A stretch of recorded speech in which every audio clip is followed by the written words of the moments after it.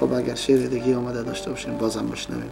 من براتون یک مثنوی خودم میخوانم که عنوانش از حرف آخر. ای خدا آن اختر شبها کجاست؟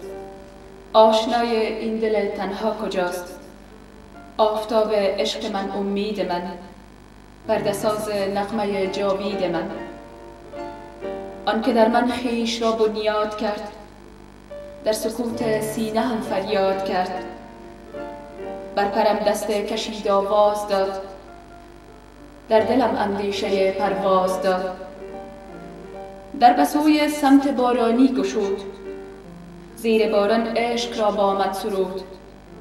ما دوتا پروانه های سبززار، زندگی را می سرودیم هر کنار. دست غم تصویر خوابم را ربود، زهر غم در اصلی من ره گشود. ما شکست و رفت، من پرپر شدم، در خزانش برگ نیلوفر شدم.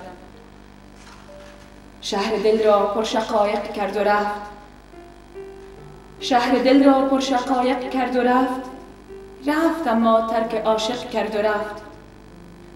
در هوایش زندگانی سرد شد، ناله شد فریاد و غم شد درد شد.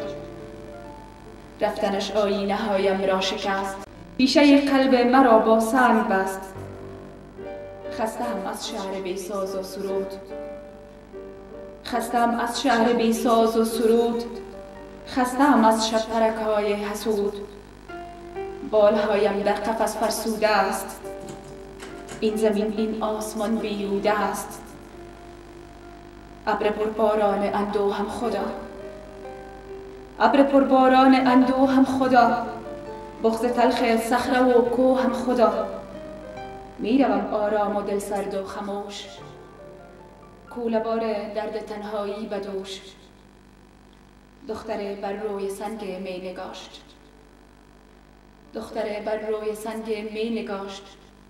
کاش میشد لاله در سنگ کاشت.